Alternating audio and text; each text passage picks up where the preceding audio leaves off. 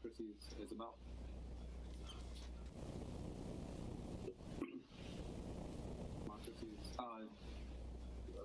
We'll hold questions up to the end. Yeah. So the audience is asking if we should do questions throughout the session or questions at the end. If it's clarification questions, I'll take them throughout the session. Same thing from you, Steve. I should be looking at the camera. But we'll have a healthy session at the end of Q&A, both from the audience here and from the online audience. And I think we're ready to get started.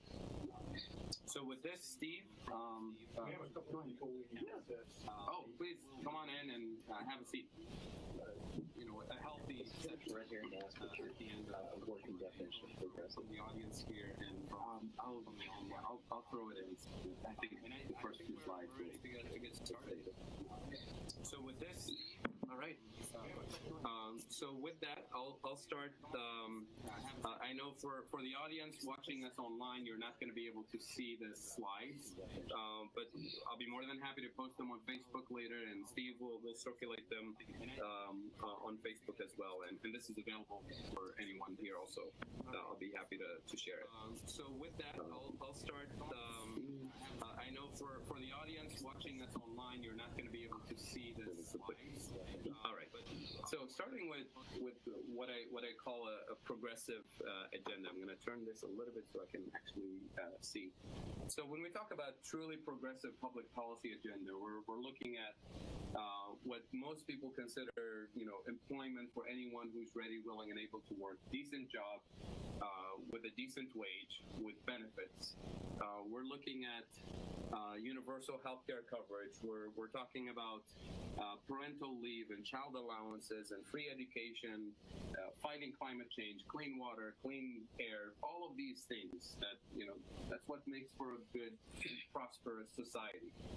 A decent quality of life for all, that's inclusive, that's just, that's fair, that doesn't produce excessive inequality. So all of these things is what I include in a progressive agenda. But then the question is, yes, this is all great. We all agree on these things on the left side of the spectrum. Even on the right side of the spectrum, people agree on this. But then the question comes, how do we pay for it? Right? Where does the money come from? And this is where really the crux of the issue is for us tonight. So we hear friends who tell us that the government is broke, that we run out of dollars, that the rich will never agree to this much taxation to pay for all of these programs. And so politically, it's impossible to get this through. That the national debt will burden future generations if we keep spending and spending and spending.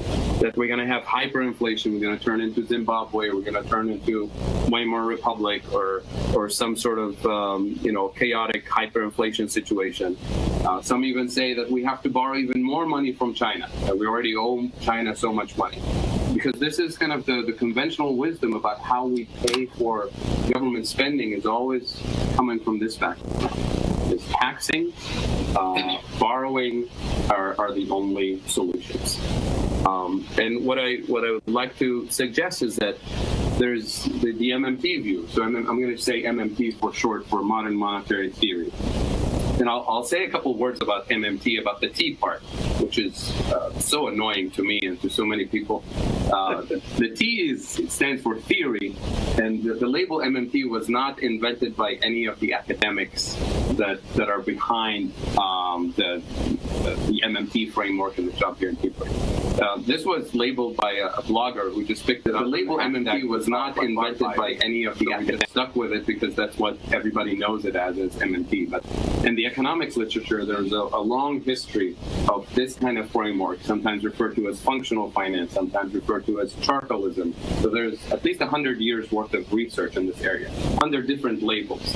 But when the MMT label came on the scene, that's what took off. So that's what we're working with, because the public knows it, the media knows it now, and a lot of people refer to it. So what I would like to suggest is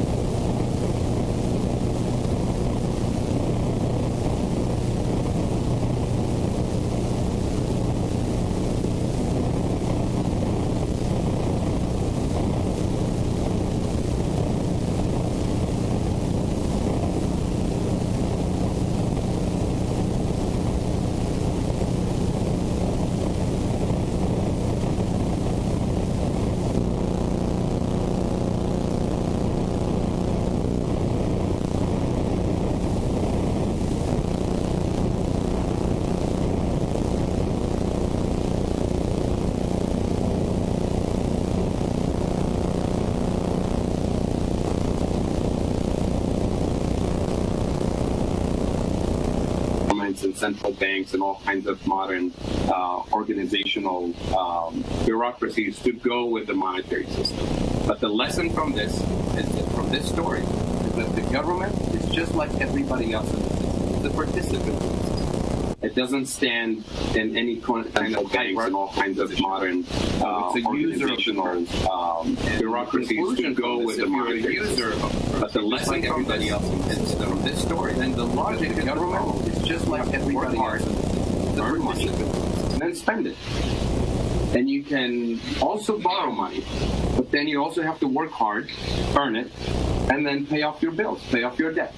That's the lesson that comes out of that kind of sound finance history of money standard textbook story.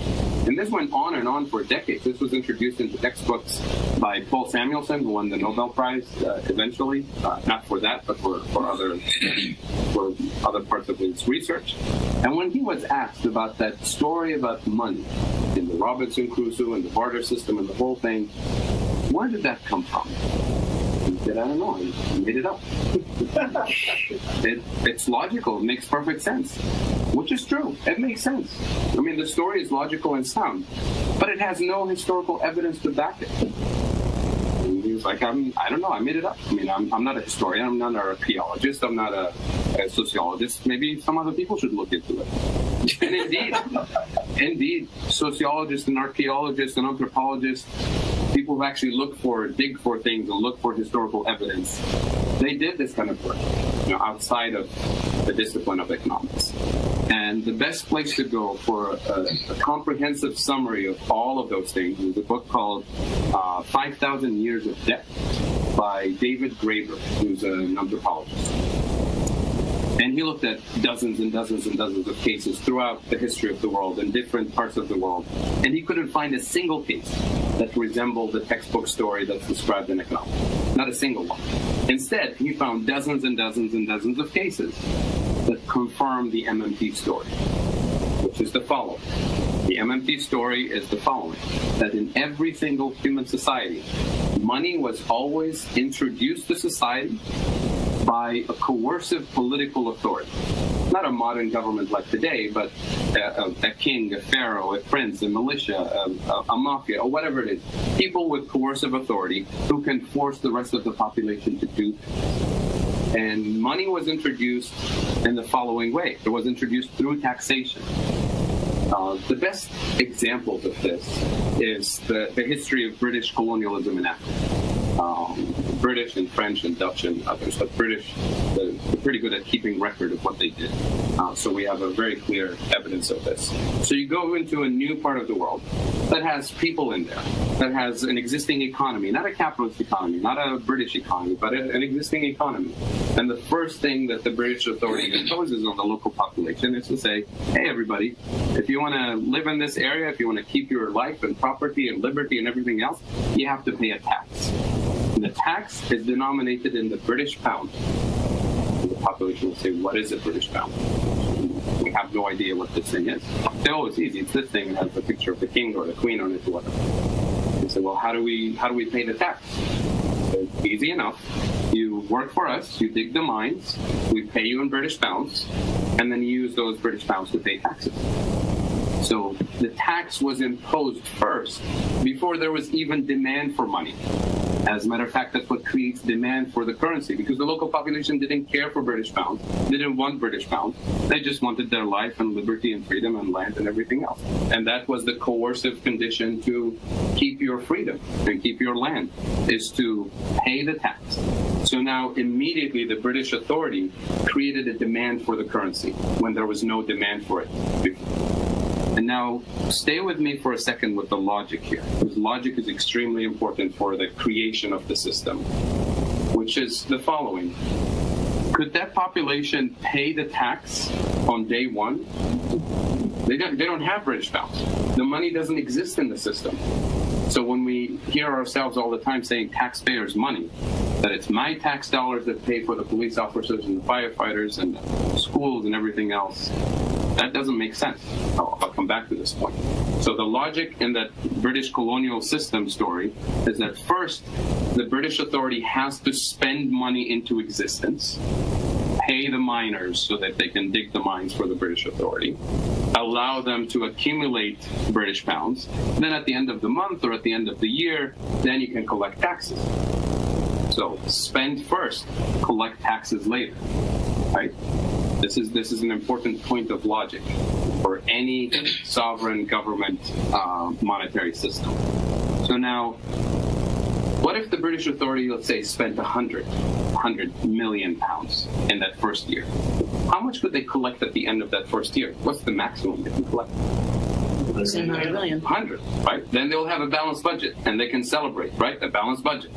But what's going to happen when you have a balanced budget in that case? You had everybody work the entire year, their entire, work effort, earning $100 million collectively, and then they pay it all in taxes, 100% tax rate. What's going to happen the next morning? Back to where you started.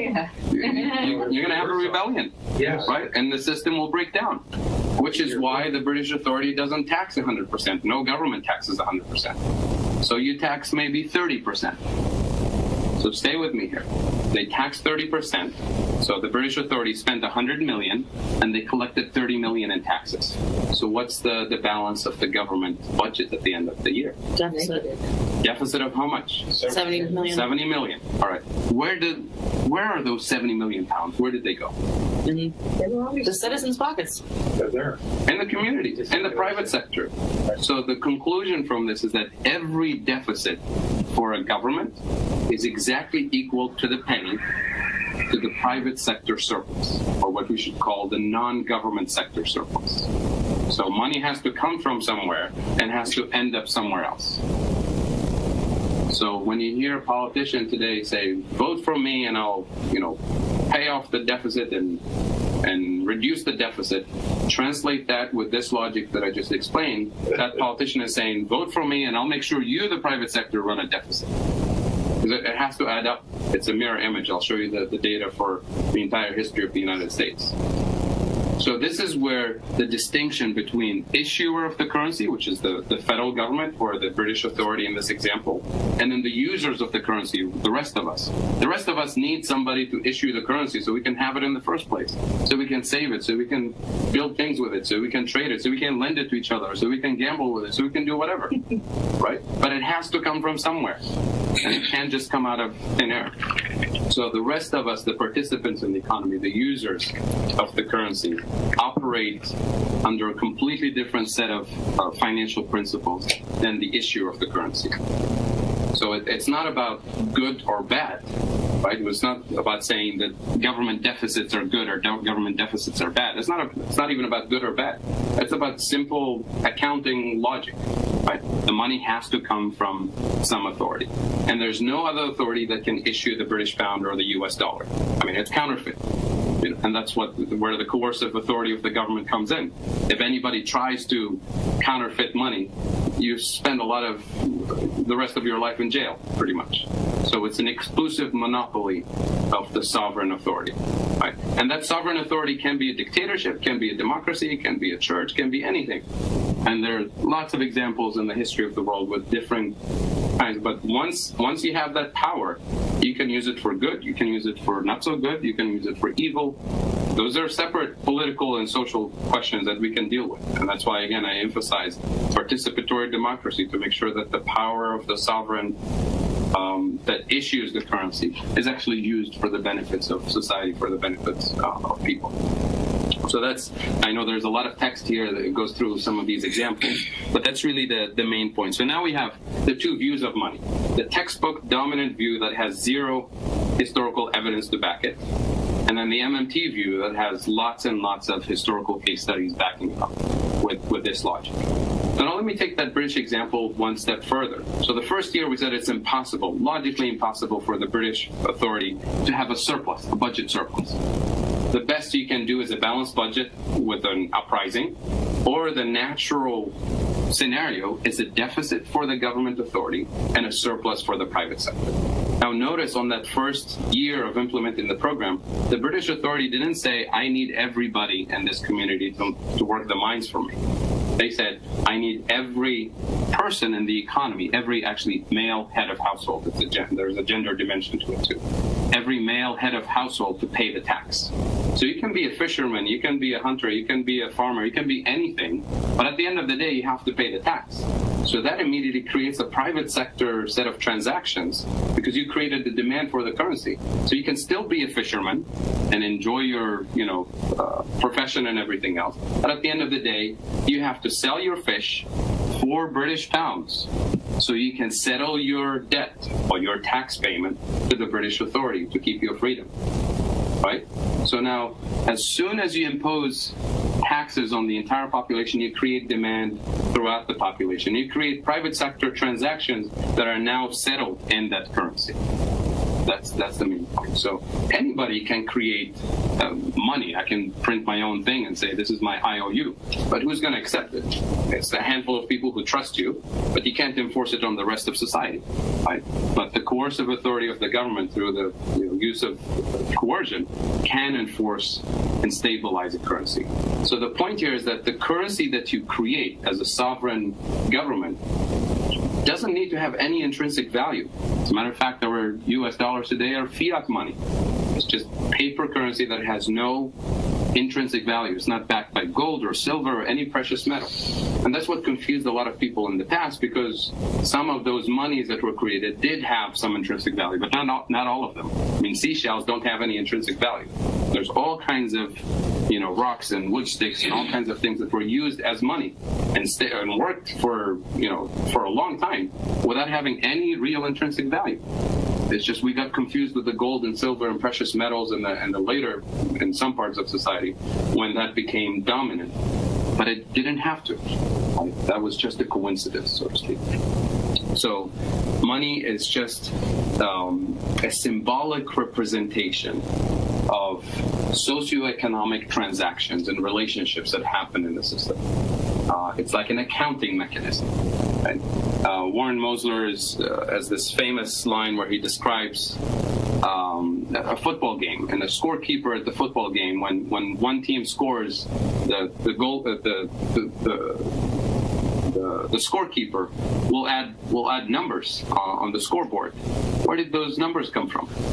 It's not like you have a budgeted number of goals or points that you can allocate to the teams, and when you run out, you say, well, sorry, we run out of points. Even if you score, it's not going to count. It doesn't. I mean, it's just the symbolic representation of a real thing that happened on the field, which is one team scoring a goal. Right? Same thing in the monetary system. The monetary system is a way of keeping scores, keeping tracks of, XYZ delivered goods and services to another entity, and that's represented by X number of units. And that's the physical representation of that transaction is the paper currency or the physical coins that keep track. Think of those as receipts that keep track of those transactions. And that's the part that to this day, people know we don't have a gold standard. We don't have any of this. People still think, but wait, there has to be some real value behind money, some sort of gold, some sort of silver. Even when the discussion about the platinum coin emerged a few years ago, people thought that the $1 trillion coin will have to be this massive quantity of platinum.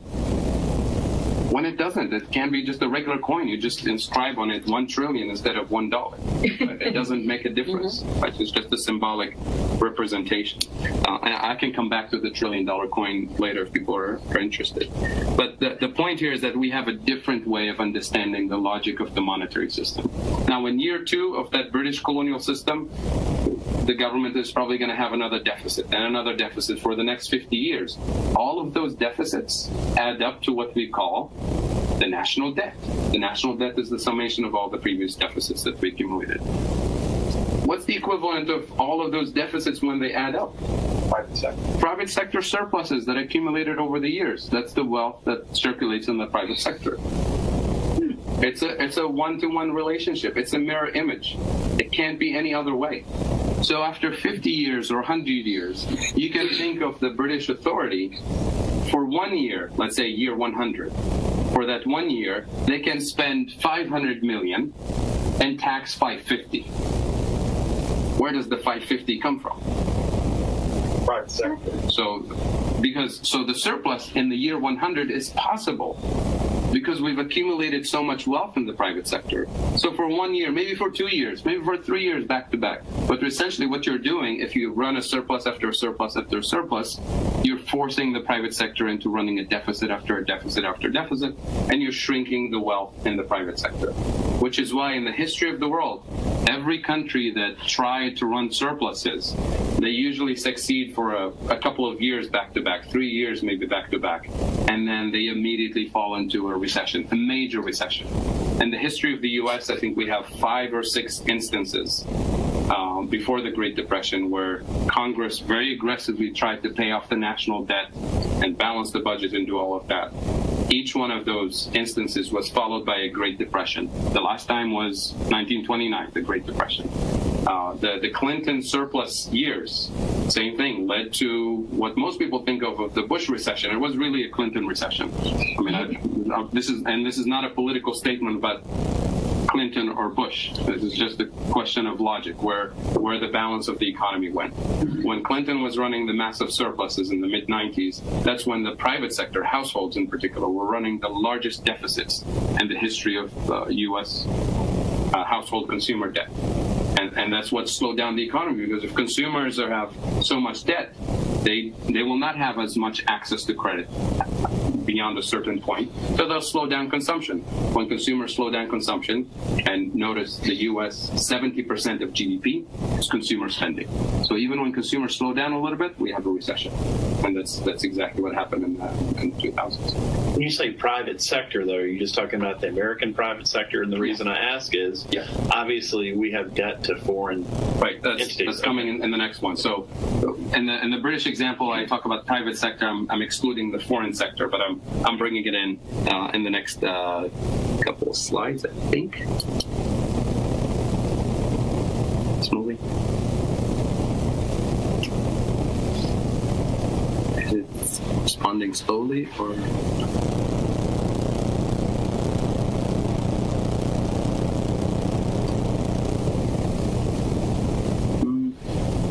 Worked earlier.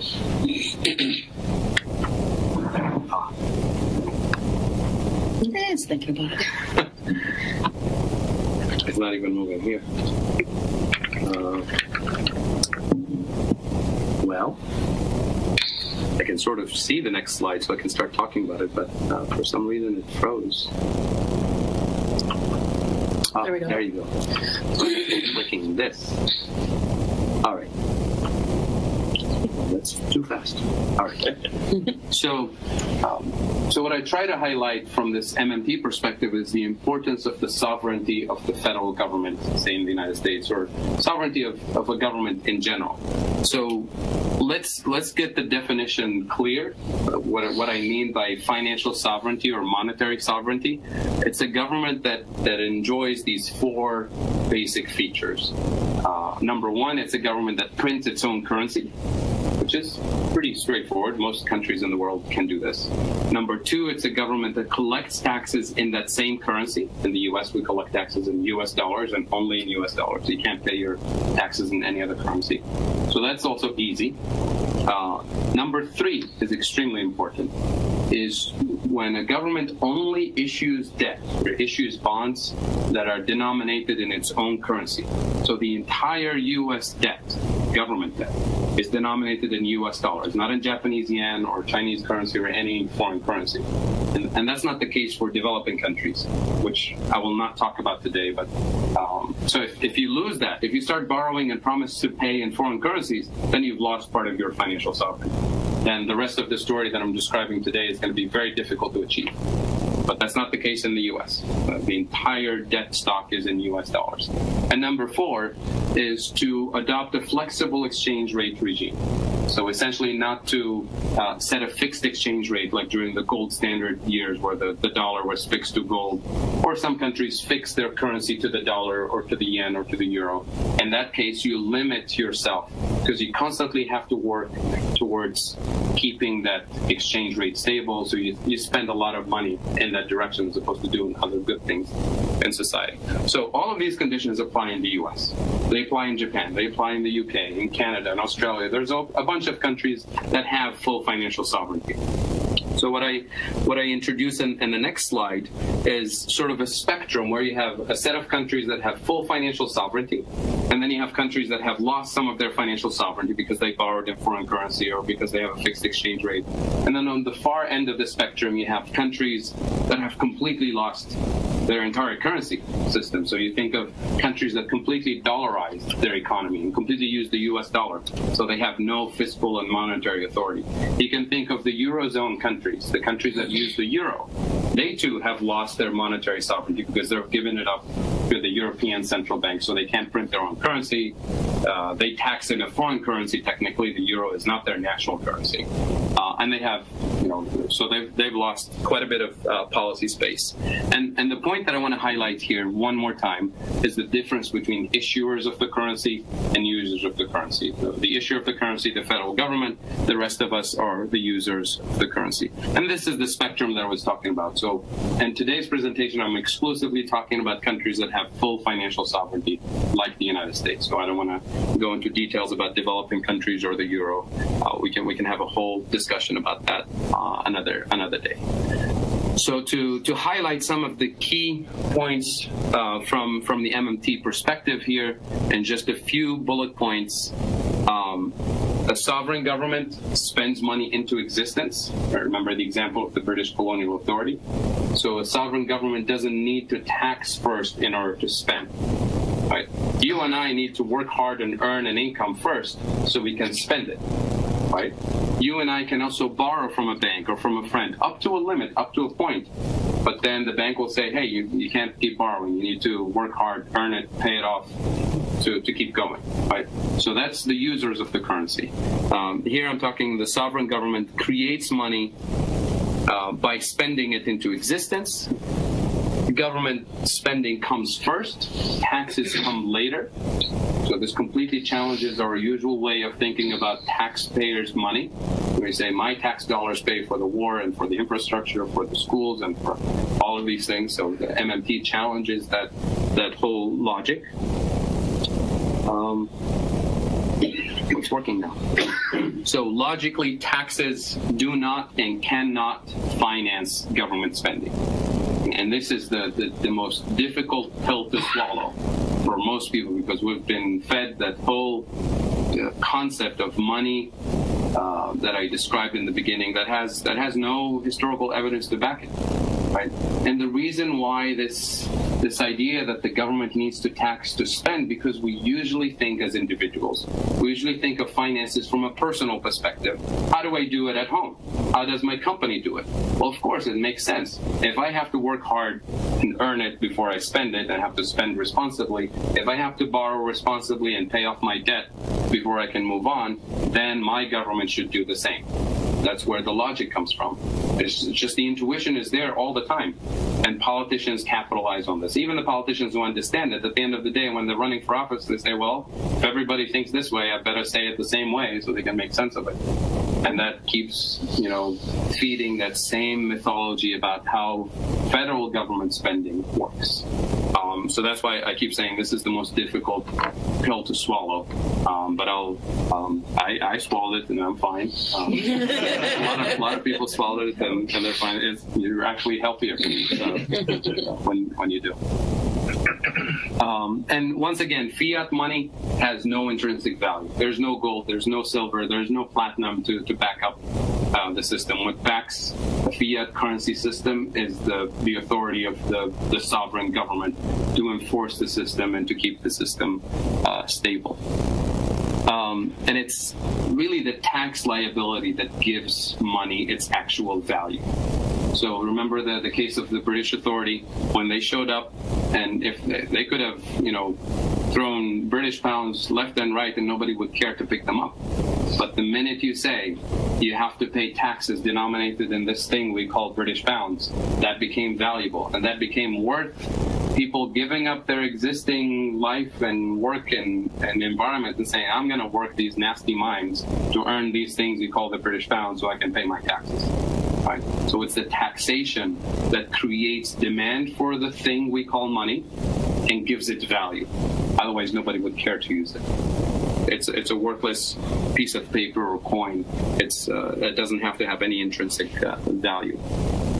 And this is the example that I mentioned earlier for the British Authority.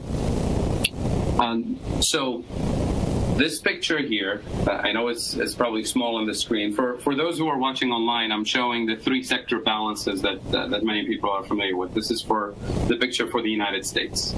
So when I said a deficit for the government is the exact equivalent of the non-government sector surplus, this is what I'm referring to. So what is the non-government sector? It's the private sector, firms and households, but also the foreign sector, the rest of the world. So think of this as the United States federal government on one side, and then the rest of us on the other side of the equation. So the rest of us, some of us are in the private sector here in the US, and that's represented by the blue lines. The blue bars are the US private sector. That's both households and firms put together. That's the blue lines. The red bars are the government sector balance. So notice the US federal government is mostly in deficit, historically. Here's the little Clinton surpluses right there in the 90s, right? A little above zero, so that's government surpluses. And then the green bars represent the rest of the world, the foreign sector, right? So notice this is the zero axis, that's the 0 point, and these are as a percentage of GDP, the numbers here.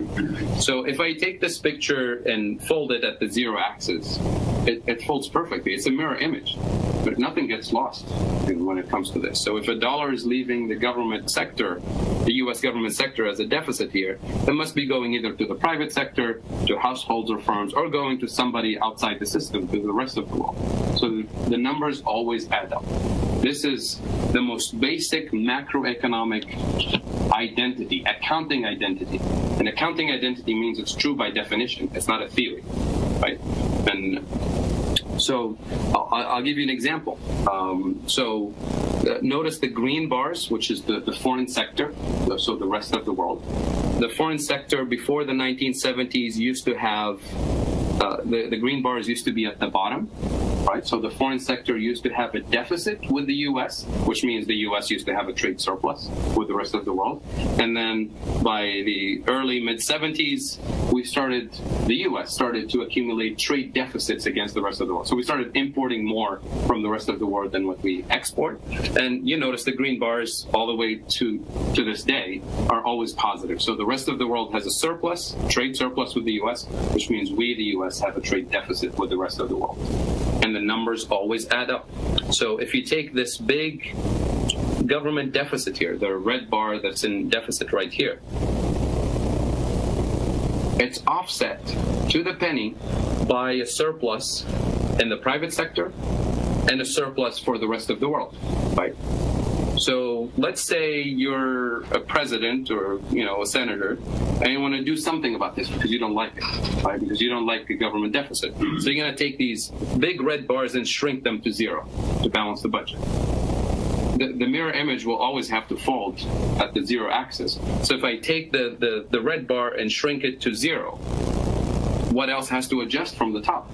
Foreign sector and the private sector. One or the other, or both together, right? They have to adjust evenly. So if I reduce the size of this government deficit, I have to force the rest of the picture to shrink from the top. And how quickly you think our trade deficit is going to shrink, given the current infrastructure, production infrastructure in the U.S.? Can we do it overnight? It's not. We have to reindustrialize somehow, right? So forget about the green bars adjusting significantly. What's going to shrink? It's going to be the blue bars. It's going to be the private sector in the U.S. shrinking its surplus. And when we say the private sector, keep in mind it's firms and households. Now, can firms go into deficits and continue to exist? They can't sustain that. They go out of business. So who's going to foot the bill? It's the household sector. The household sector is going to be paying the consequences of a smaller government deficit. And that means mass unemployment. And those are the things that usually start recessions or even Great Depressions, is when sovereign governments don't recognize the importance of the role they play in the system, and they start to play their finances in the same way that I do at home, or that companies do in their offices, by trying to balance the books and run surpluses. It just doesn't work that way. I can show you hundreds of pictures like this for every single country in the world, going back, and this starts in the 1950s. But this is true for any country anywhere in the world. This is not just a U.S. picture. Yes, please. Is the green bar, it's hard to tell from here, is it on top of the blue bar, or is it like a separate line? So it's on top of the blue bar. Okay. Yeah, so it adds up. So that plus that. Yeah, so if this is 10%, this is total 10%. Okay, yeah. thanks. Yeah, thank you. So again, true for any country anywhere in the world. But a deficit hawk deny that? They said that's not an accurate representation. They can't. I mean, this is simple accounting. This is not a theory. I didn't make this up. This comes from the data. Raw data. So this is true for any country anywhere in the world, right? It's just a deficit hawk will not start with this picture. They'll start with the story that I described to you from a textbook. It just, a deficit hawk is a deficit hawk. Right? It doesn't. You don't go through the logic of it. Andrew. Yeah, so the MMT economists are really like Mythbusters in a way, because we have this myth out there. Right. And Stephanie Kelton references the Samuelson textbook that we used when we took Econ 101, right? Right. And she says that the econ textbooks have not been rewritten since the gold standard went away under Nixon. Yeah. And so a lot of what you're saying as a econ professor, when you go into your Econ 101 classroom, how do you do this? Oh, I don't use a textbook. So the Samuelson Bible is going away. Yeah. Yeah. Well, I'm not a standard economist, so most economists use textbooks. Right. Most economists were taught by those textbooks. So it's very hard to change this from within the economics profession when people have been brainwashed into this. But you'll be surprised when people sit down and read the literature, because all of this stuff didn't come from the economics profession. Most of the stuff was published by legal scholars and anthropologists and historians and other fields that economists don't read, right? So and to this, I mean, I credit the work of Randy Ray and Bill Mitchell and others, especially Randy Ray, for drawing all the historical, anthropological, and legal research back into the economics profession by publishing academic books and journal articles that bring that literature into economics. And that's when it started to pick up with some of the post-Keynesian economists, progressive followers of Keynes, who didn't have that piece of information. And that's where MMT comes from. That's having the Keynesian progressive policy agenda, but now empowered with a much stronger theory of money and public finance. And that's when things started to seep into the public discourse, because after 2008, people were looking for different answers. And that's where the MMT and the Kansas City UMKC perspective started to spread into the media and into the general public. But the economics profession is still using the same textbooks. But we're making, I'm relatively optimistic. We're making progress. People who are trained as standard economists, this is not to blame them for their own training. This is sort of a collective effort, but quite a few people are interested in a different way of looking at the system, and it takes a lot of unlearning, which is more difficult than learning from scratch. Right. I mean, this stuff is very easy to introduce to students. It makes perfect sense. But then they say, well, if this is so, why isn't the rest of the world understanding this? This makes perfect sense. There's evidence to back it. Say, well, it took me, 2 or 3 hours to introduce this in class, and read a couple of things, and how can I introduce this as a political candidate in a soundbite in a debate? You say, Mr. or Mrs. Presidential candidate, what's your view on the deficit? 60 seconds. What are you going to say? I mean, even the little introduction that I did now, it took us, I don't know, 30 minutes to get into this point, and we haven't covered all the issues of inflation and debt and everything. We're scratching the surface, and it's just the public discourse when it comes to political debates is just not conducive to this kind of engagement. And if you're a candidate and you say, well, I have a program to create jobs for everyone, and it's not going to cause inflation, wait for the attacks the next morning or right on the spot from conservative groups and even progressive groups. Right? So the lesson from this, accounting identities that the government balance, so either a budget surplus or a deficit, plus a private sector balance, so private sector is firms and households, plus the foreign sector balance always adds to zero, meaning that picture always folds at the zero axis. This is a universal accounting identity. In the case of the U.S. these days, not before the 70s, this is what it translates to in plain English: a government deficit plus a private sector surplus plus a U.S. trade deficit, meaning a surplus for the foreign sector, always adds up to zero. Right? And this is our current situation in the United States. This did something weird. Okay, went backwards. All right, so a little bit more on MMT, just to focus on a couple of specific points. So there's only one way for money to enter the system. It's when the government spends it. That's a point of logic that I think is established by now. But then there are two ways for money to leave the system. Because people say, well, if the government can just spend on anything, then wouldn't that be inflationary? You just print and print and print and print. What's the point of taxing? Right? Well, taxes play an extremely important role in the system, not because they help us pay and finance the wars and finance infrastructure, because taxes, number one, creates demand for the currency. Remember the British example that I mentioned. That's an important thing. Otherwise, the thing is worth nothing, nobody would use it. Number two, it's a way of taking some of that excess money from the system. It's a way of actually controlling inflation. So you tax so that you take money out of the system. You remove some of the purchasing power out of the system. Now you can choose to tax the rich, tax the poor, tax the middle class, tax pollution. That's a separate issue. But in terms of what enters and what leaves the system, taxes remove money from the system.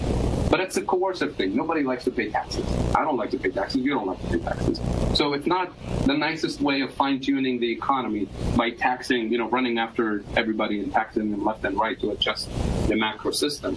We have a much nicer way of adjusting the total quantity of money in the system, so removing the excess amount of money from the system without coercing anybody. It's actually a very friendly way. The government will actually pay you interest to do it, right, if you opt into it, which is when the government sells bonds.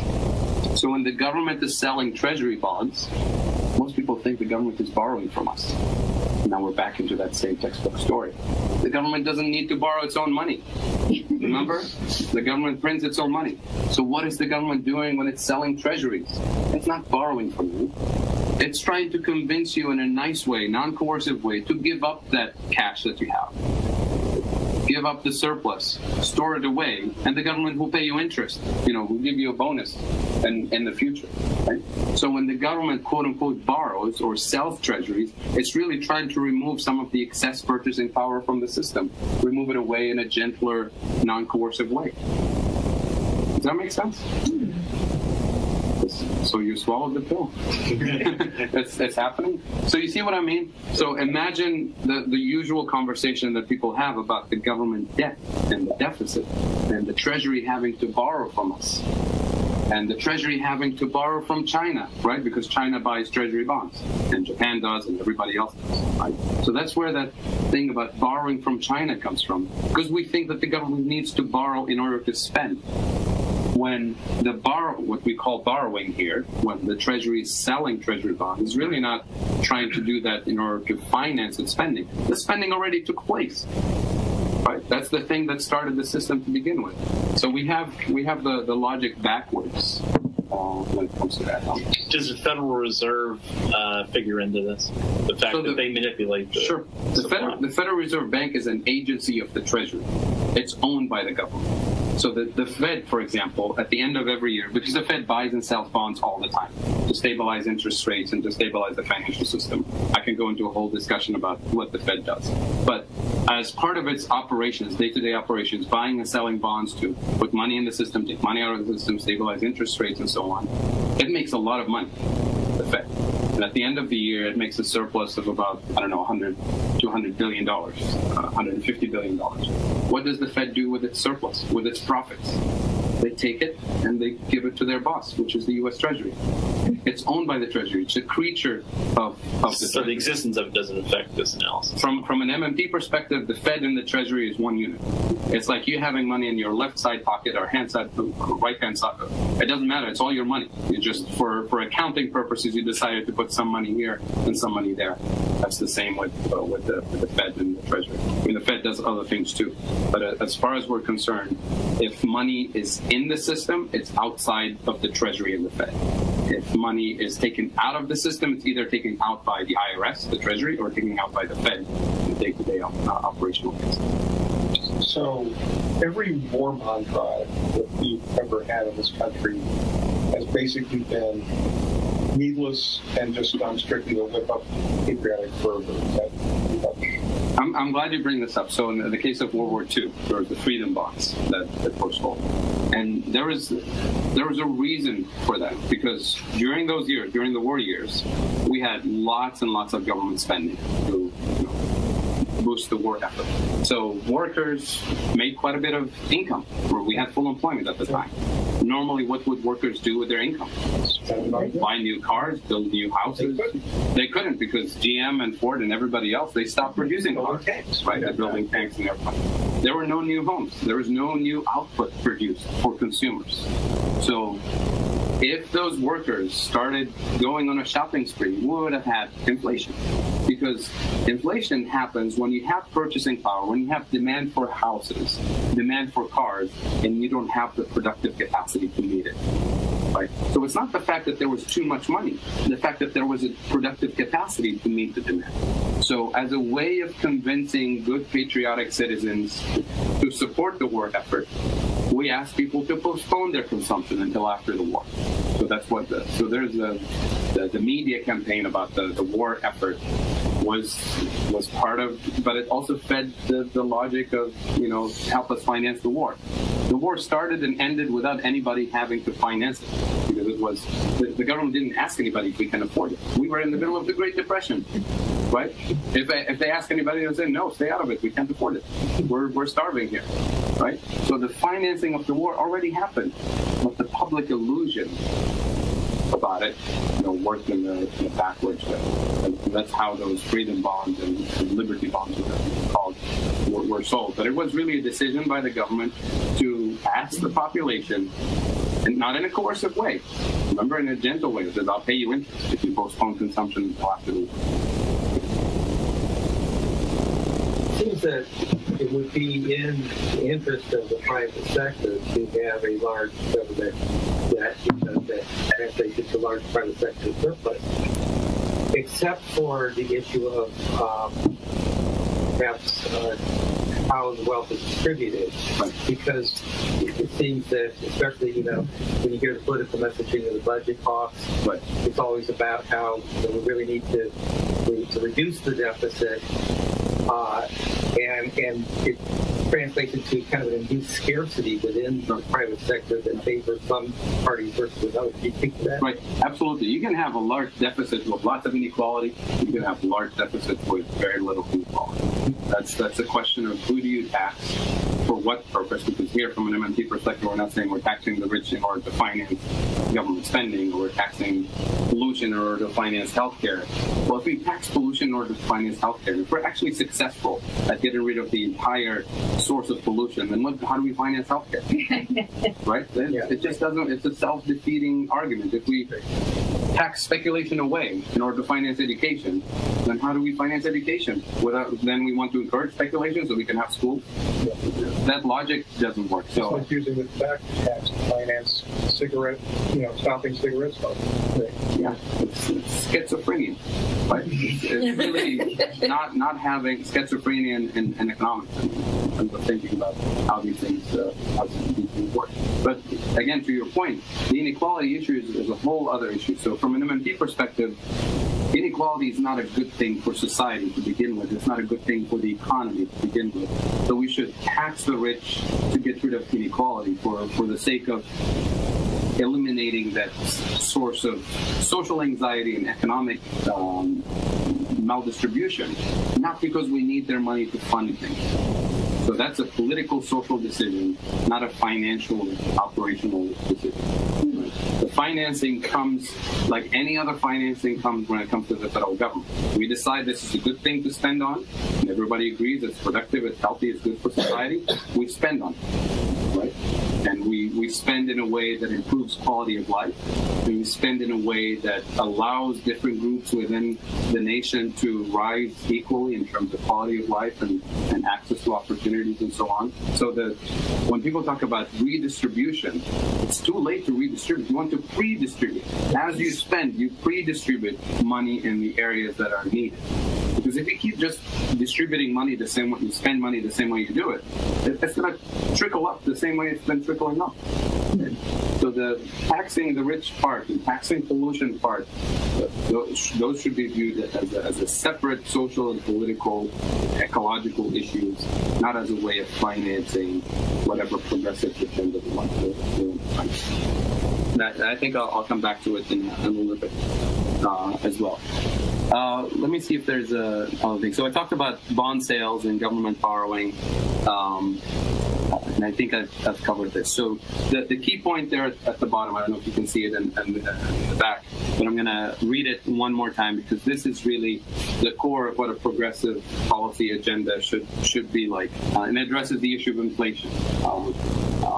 It's embedded into it. So for a financially sovereign government, anything that is affordable in real terms, real physical terms, meaning if we have the resources, physical resources, if we have the know-how, if we have the technology, if it's affordable in those terms, then it's also affordable financially. Not for you and I, but for a sovereign government, financially sovereign government. So in the U.S., if we have the productive capacity, the know-how, the physical resources to do things, we shouldn't say we can't afford it financially. But the deficit hawks will say we can't afford it unless we borrow from other people. But from an MMT perspective, we know how to do it. We have the physical resources, especially if we have the unemployed physical resources, unemployed labor to actually build these things. Then it's affordable and it's not inflationary. Here's where inflation comes in. If we start spending massively on certain areas of the economy, let's say the entire construction industry in the U.S. is at full employment.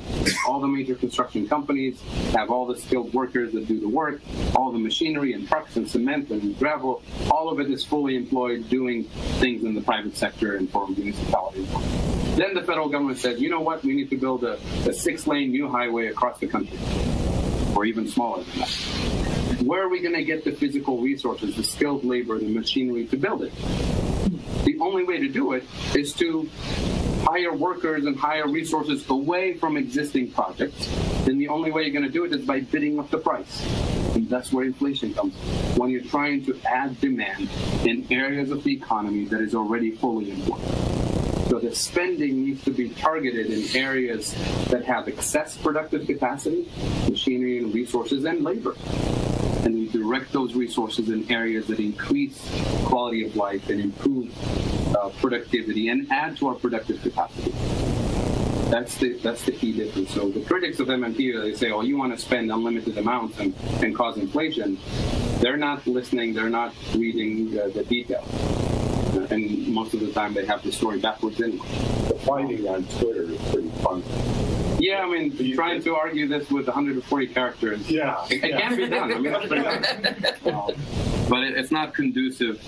I mean, it's fine on Twitter, but when you have professional academic economists like Paul Krugman, you don't want to argue things on Twitter. There's academic journals, and there's stuff that's been published, and there's conferences and panels. and yet he wants to debate it on a blog, and he reads, what other bloggers and other people on Twitter say about MMT and use that as his critique of MMT. I'll just leave it at that.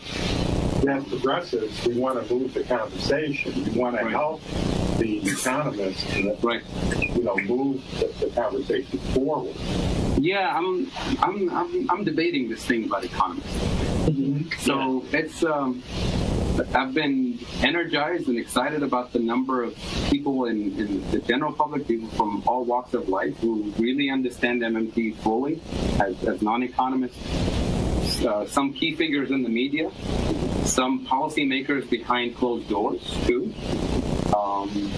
So I think economists will just have to figure it out on their own eventually. I mean, the stuff is out there. It's in the media, it's in academic journals. If they don't want to read it, they don't want to see it, and the rest of society is moving on, and I think the economics profession will just have to be left behind. That's too bad, because they have quite a bit to contribute. I don't think it's a matter of cognition. I think it's Upton Sinclair. I was just making sure I had the quote. It is difficult to get a man to understand something when his salary depends on his not understanding it. Sure. I just don't think that it's not an honest day. For some individuals, yes, it's true. But I know so many people in the economics profession who just don't. Who their field is, microeconomics and behavioral this and behavioral that, or their specialty is economic development, and so money and banking is not really part of it. So this is a problem in the profession. We so super specialize to the point that we lose track of the bigger picture. And a lot of them are good friends and really progressive and vote the right way and everything. But when it comes to these discussions, they have the money and banking back. So those will catch on eventually. But the people you're talking about, I know who you're talking about. Yeah. Those you people are.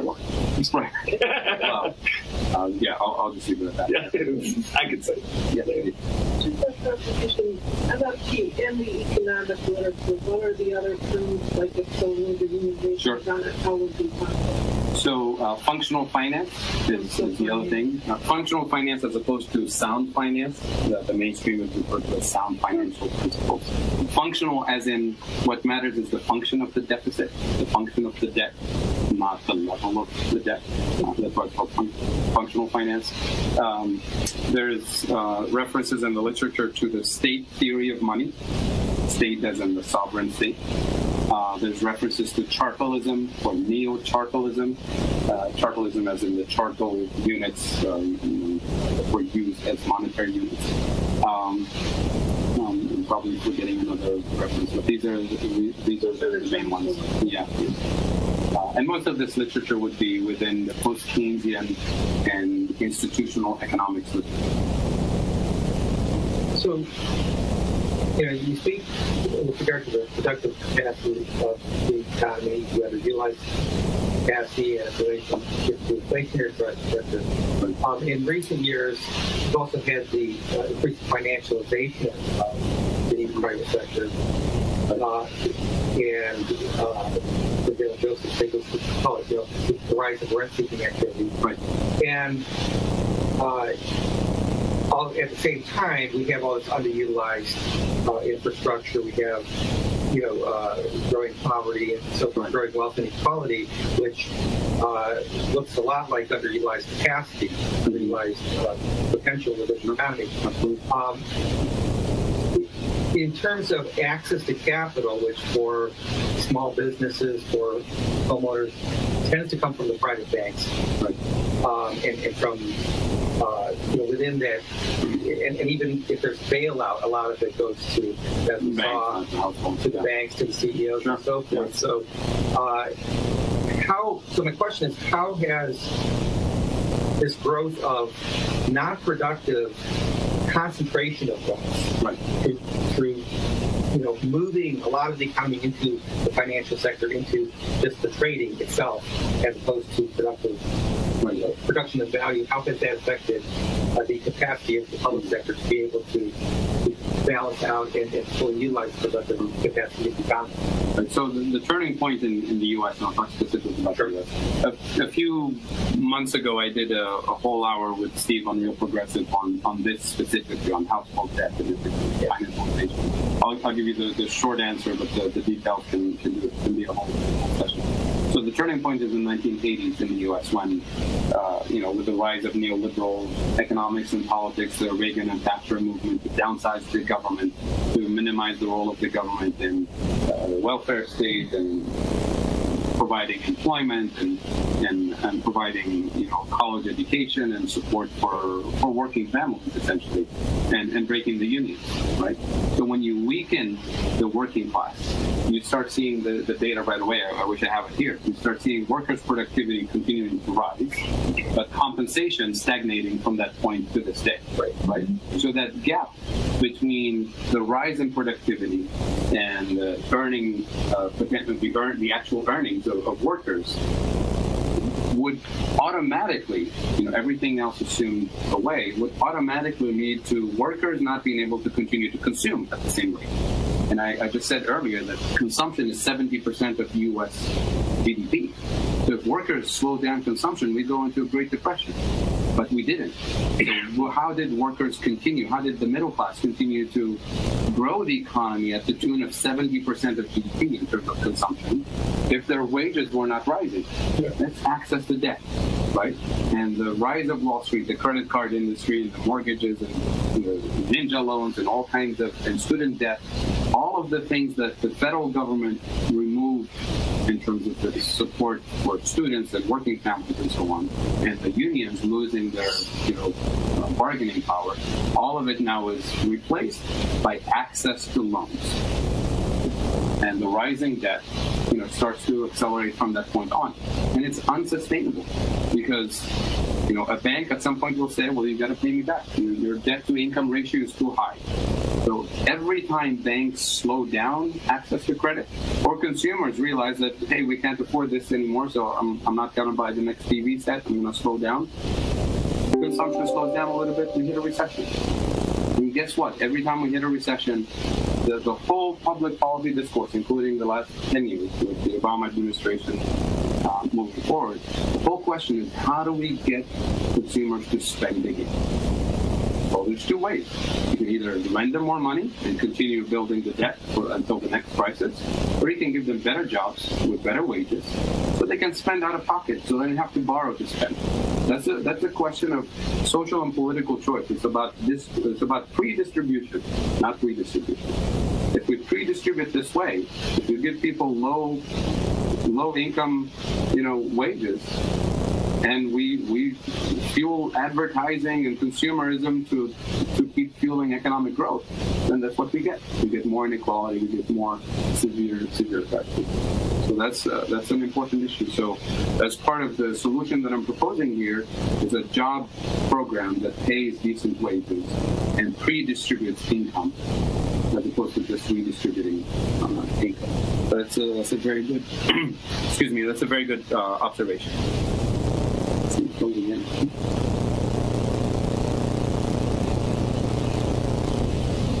All right, so the job guarantee program. So I'll refer to this as a job guarantee. In the literature, in the economics literature, this idea is not mine, it's not new, it's been around for decades, some even say hundreds of years. It's the idea of the government stepping in as an employer of last resort. Because the capitalist system, left to its own devices, is never capable of producing full employment. Occasionally, by accident, we reach very high levels of employment, but there's nothing that kicks in automatically to keep us at that level. So reaching close to full employment is always accidental. And when you look at the numbers closely, you realize even the highest levels of employment really leaves a lot of people behind. People who are not accounted in the official unemployment number. Those tend to be, quote unquote, the code word is the unemployable. Women and minorities, and people with disabilities, and people with criminal records, and people with lower levels of education and skills and experience. These are people who tend to be first to be fired when the economy hits a recession, and last to be hired when the economy starts to boom. So there's nothing in capitalism that allows those members of society to be fully integrated into the productive system, fully integrated into society, period. If you're not part of the employment system, you're left out. So the job guarantee is designed specifically to guarantee that everyone who's ready, willing, and able to work can actually work. Right? You can find work in the private sector, you can find work in the mainline government sector, or you can find work in what I'll call the job guarantee sector. Right? I'll describe in detail what this looks like. The mechanics of this, and I'm going to use the phrase that Bill Mitchell, a famous MMT economist, job guarantee economist, uses, which other people use too, which is the idea of a buffer stock.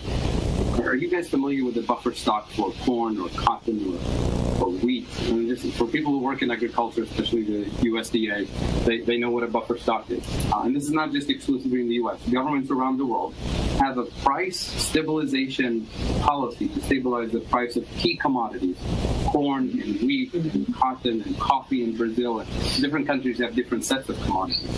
And the idea is very simple. If you allow farmers to produce at full speed, full capacity, they can flood the market with wheat. And what happens when you flood the market with wheat? The price goes down and you ruin the whole business. So that's not good. But you can also have a drought and you have shortage of wheat and the price of wheat will skyrocket. And that's not good for consumers either. So to stabilize these cycles of excess production and droughts and crop failures, the government steps into the system as a buyer of last resort. So they will allow farmers to sell as much as the market is willing to consume, as much as foreign countries are willing to buy, but then the government will buy all the excess surplus and store it away in huge underground caves. They call them caves, huge warehouses. Silos, and I've seen some in the Midwest in Kansas City that you can't even see the end of the tunnel. It's gigantic warehouses. They're stored away. So this way, the government is artificially setting a price floor for the price of corn and the price of wheat so that farmers don't go bankrupt. And if, a few years down the road, there's a crop failure, or there's a fire, or there's whatever, and farmers are not able to produce enough to supply the local market, prices would normally skyrocket. The government steps in as a seller of last resort to complement whatever the market is providing. In this way, it will keep the price at a maximum level so that it's not creating inflation for consumers. So that's what a buffer stock mechanism is. It's a buffer. It stabilizes prices. It anchors prices. You can say it gets rid of inflation. When I say it, it's a reference to inflation. So we do this for all kinds of key commodities. As a matter of fact, the central banks around the world, the Fed, we also stabilize the prices of financial assets. We don't allow the market to crash to zero, but also we don't allow the market to go into massive bubbles. So there's interventions to stabilize prices in the financial system because we believe it's an important feature of the system. Just like corn is important, just like wheat is important. And what Bill Mitchell and other MMT economists are saying, we do this for all kinds of commodities, and it's good. But we're forgetting the most important commodity. People, labor. When people are unemployed, the effective price of labor is zero. It's not the minimum wage. The minimum wage is the legal minimum wage if you work. But if you can't find work, your actual wage is zero. And somehow we allow that to happen to the most important commodity.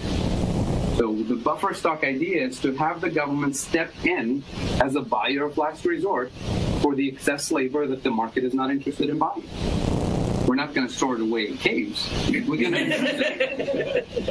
to use it in a useful, productive way to build capacity, to improve quality of life, to complement goods and services that the private sector is either not producing, not interested in producing because they're not profitable activities, or it's just not producing in the right quantities in the right locations for the right people. Right? There's uneven distribution of services, unaffordable services for some communities, like child care and elderly care and things of that nature. And And that's where the government as employer of last resort comes in, not to compete with GM and GE and AT&T. Let them do what they're doing. This is the government stepping in to use the unused resources, give them decent wages and decent benefits to produce useful things for society. And I'll talk about further details, but I think there's a question. Yeah.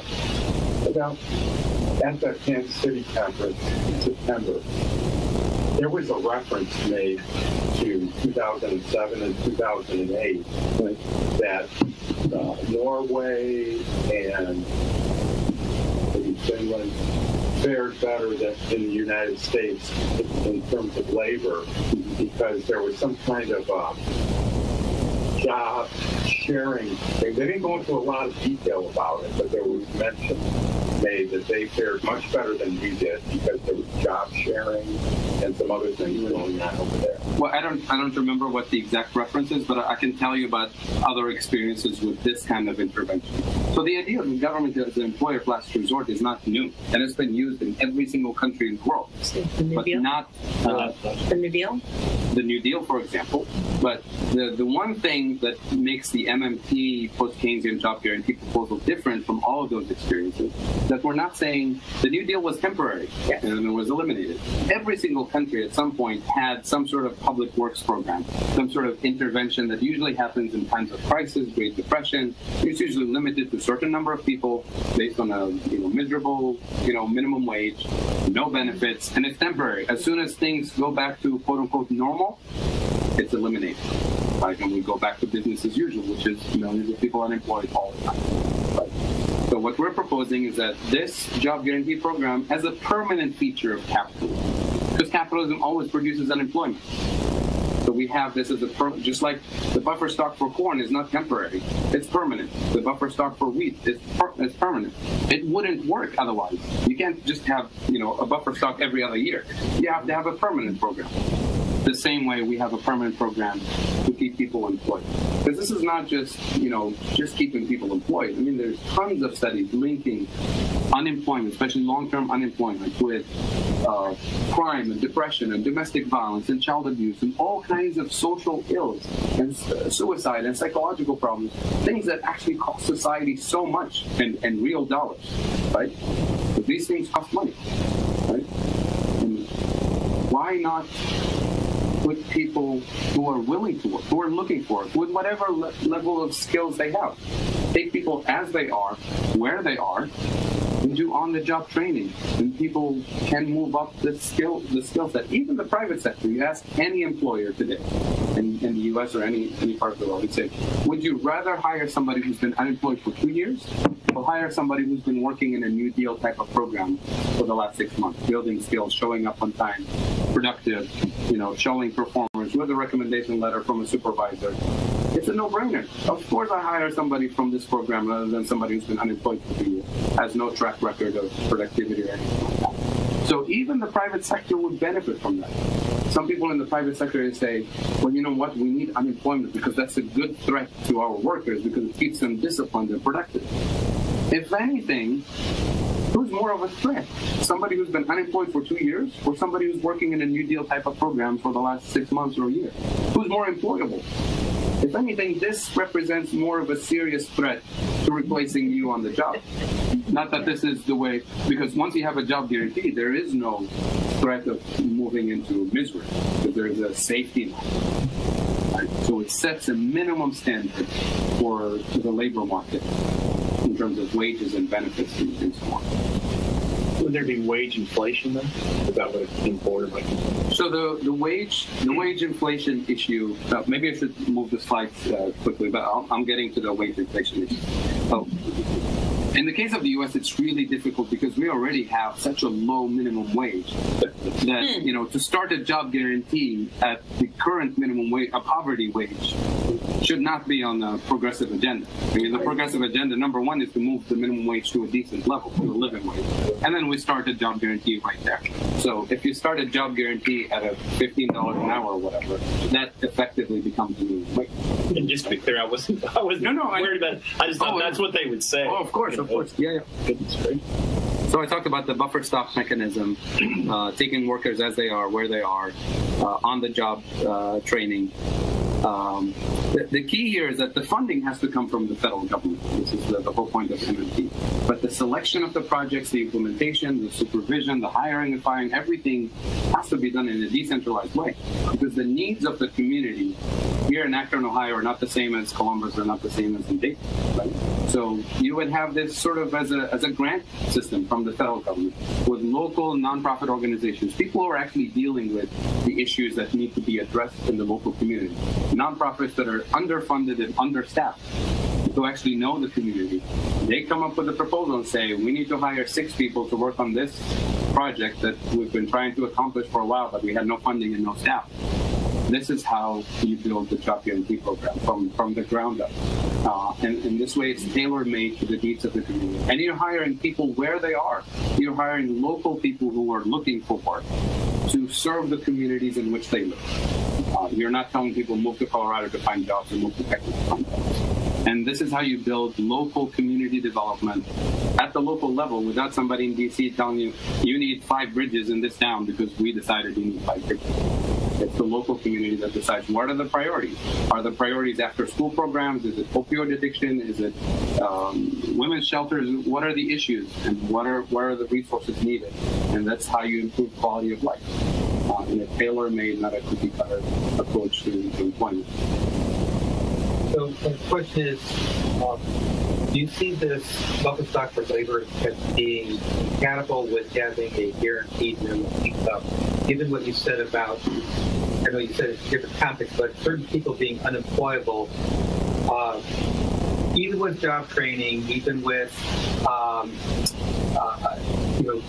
reinvesting in education, reinvesting in community-based public work, there's still going to be a certain number of people that, for whatever reason, are just not able to work, but still need to put food on the table. Absolutely. So, I mean, you read the job guarantee literature, absolutely 100% included. We're not saying everybody should work.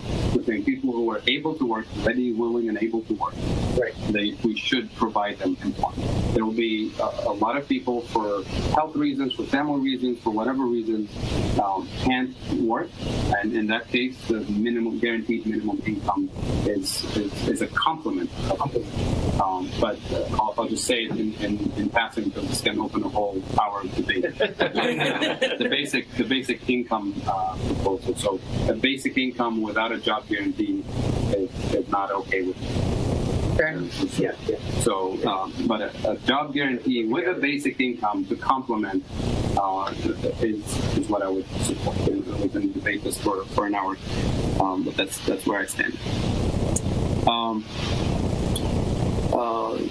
So I'm gonna move to the inflation, the wage inflation thing. So think of let's say the program is up and running, and we hired millions of people in the job guarantee program, hired at local community organizations. They're earning a wage, a decent wage, they have benefits, and they're spending their income buying clothes, buying housing, buying cars. So now the private sector is booming, and the private sector needs to hire workers, right? But nobody's unemployed. Where are they going to find workers? They're going to hire them away from the job guarantee program, right? So this way we have continuous full employment no matter what's happening in the private sector. When the private sector is booming, the size of the job guarantee program will shrink because those workers will find better wages and benefits in the private sector, hopefully better, right? And if they're not better, they're not going to take them.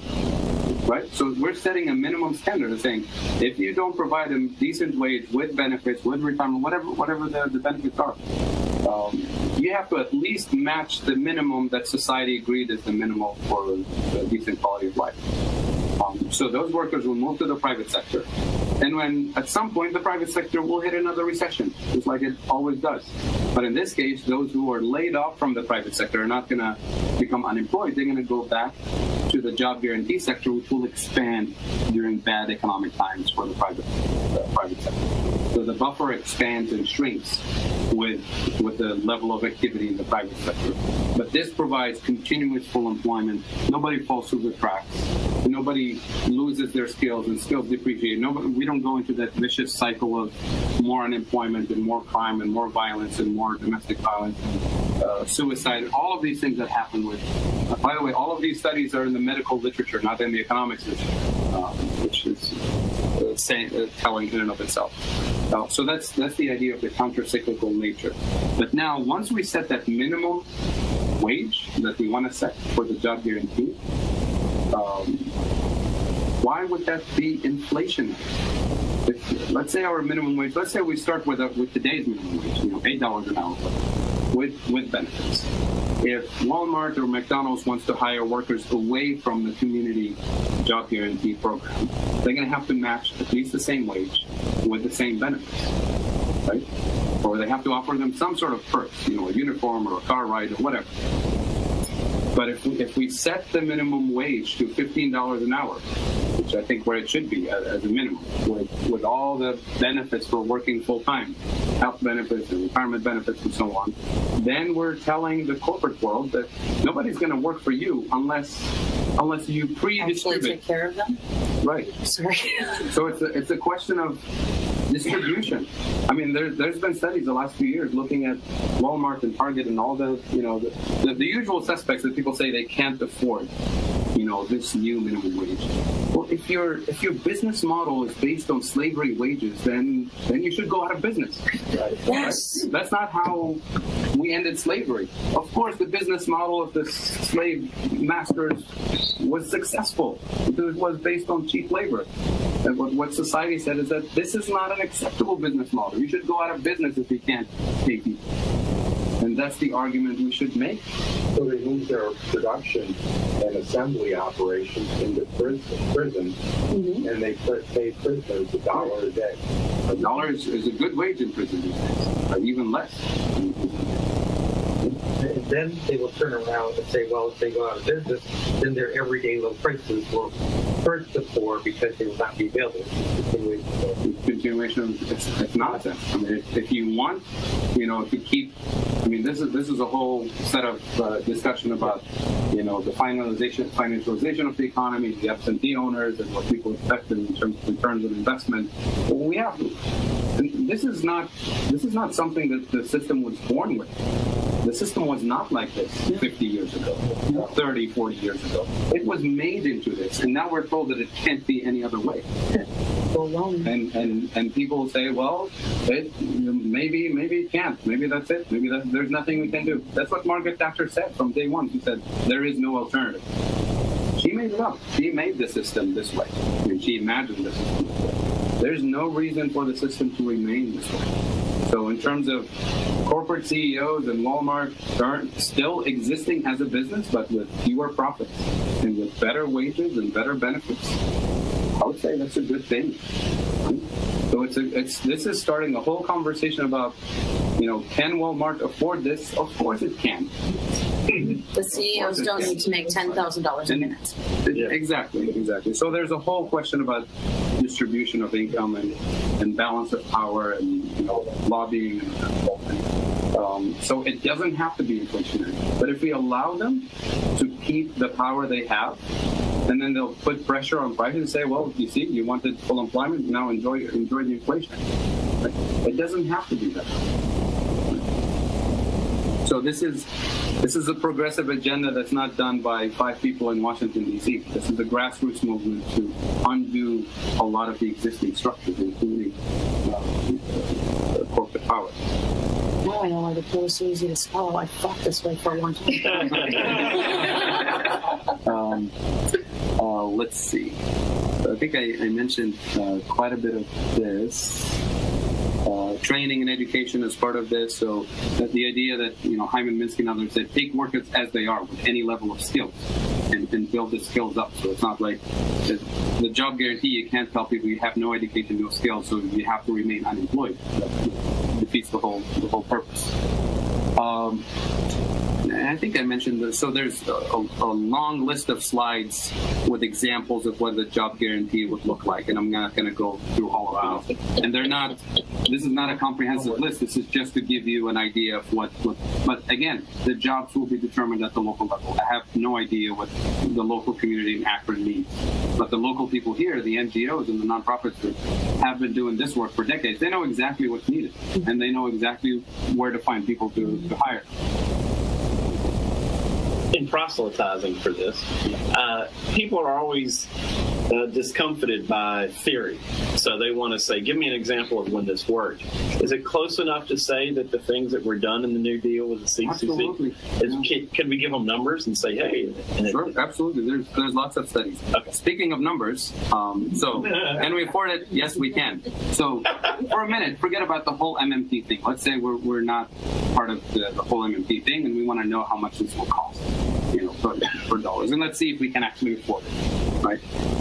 So the numbers I have here, I ran these numbers in 2008, 2009, like at the peak of the crisis, I think 2010. I said, let's do this. Let's do a job guarantee with 3 different wages for skilled workers, semi-skilled workers, and workers with basic, modest level of skills.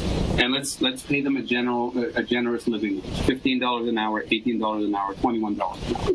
And let's say, and I didn't take the official number of unemployed. I took the discouraged workers, all the categories that the BLS doesn't actually include in the official unemployment statistics. But the BLS tells you the numbers: people who are employed part-time for economic reasons, people who can't work because they have family responsibilities, because they can't afford child care or elderly care. So I took a bunch of those groups and I said, let's take the maximum number of people, 20+ million people. Let's see how much it costs. Assuming these costs, 23.4 million people working 40 hours a week, based on those wages. These are people that are outside of the working. Yeah, these are unemployed plus people who are not counted.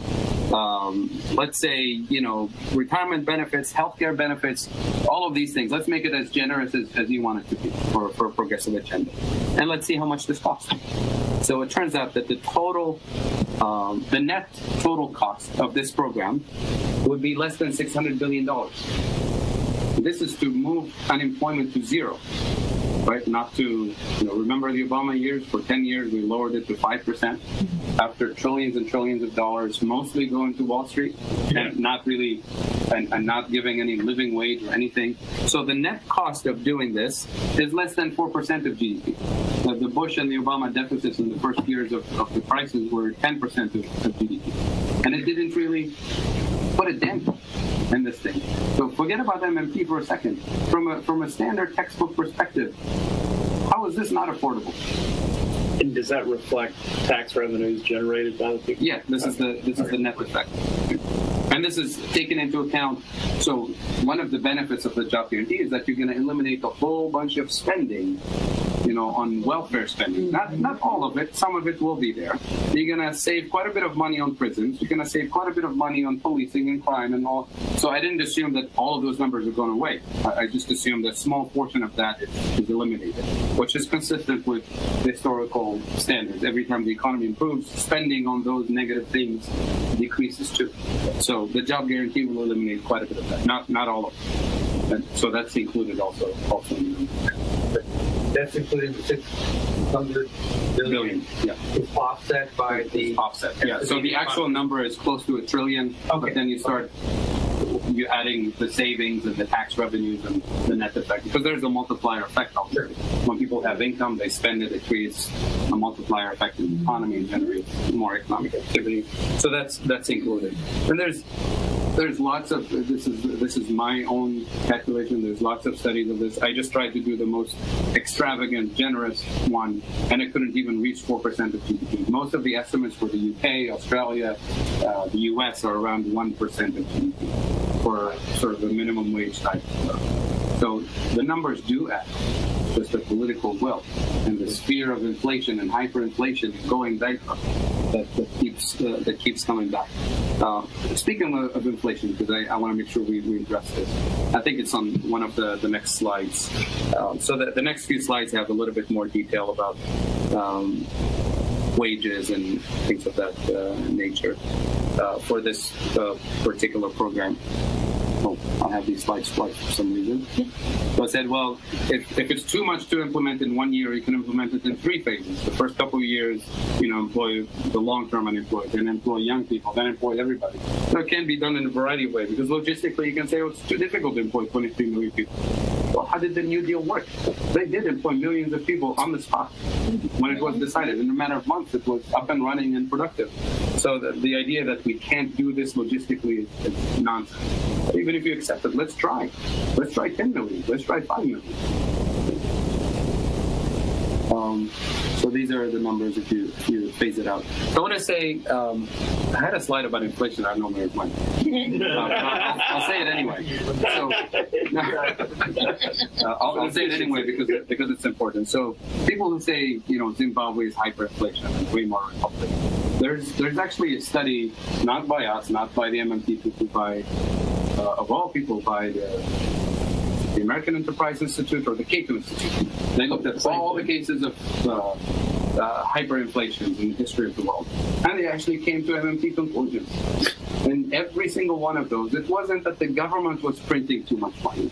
It was a loss of productive capacity or breakdown of the political system and the economic system.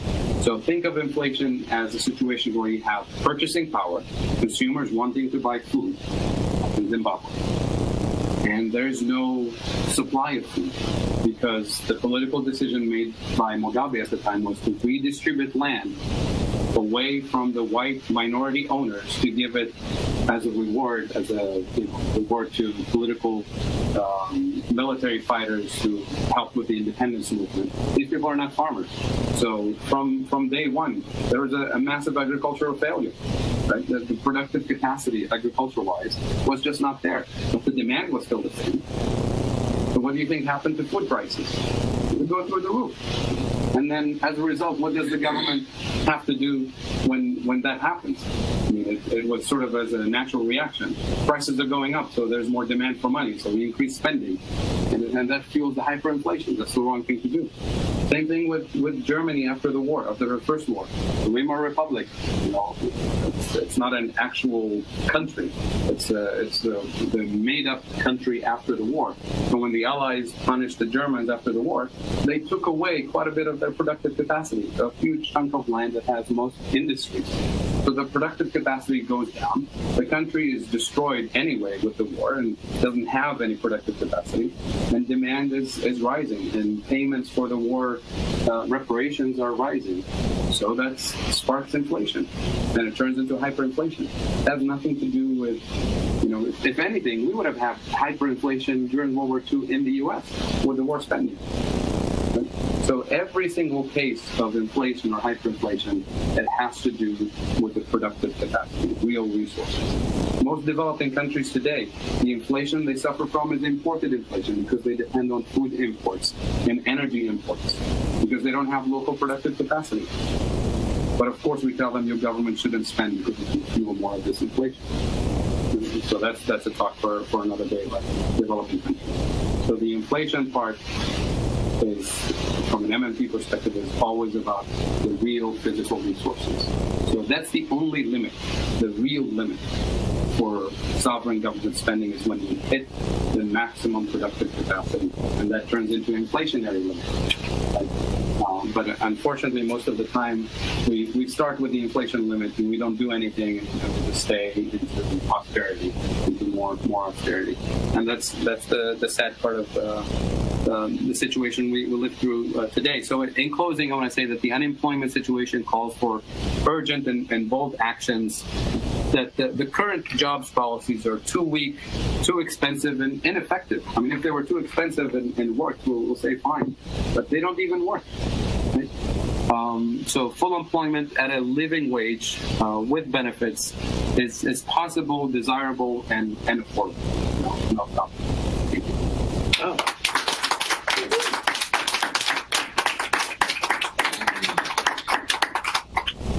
I'll be happy to take questions. I don't know how much time we have, but we'll take questions from the audience. We'll take questions from Steve. Yes, please. Have you ran any cost estimates at a local or state level where tax revenue would have to be raised in like a job guarantee program? Is that at all feasible in any situation? I haven't done it myself, but I've seen some case studies.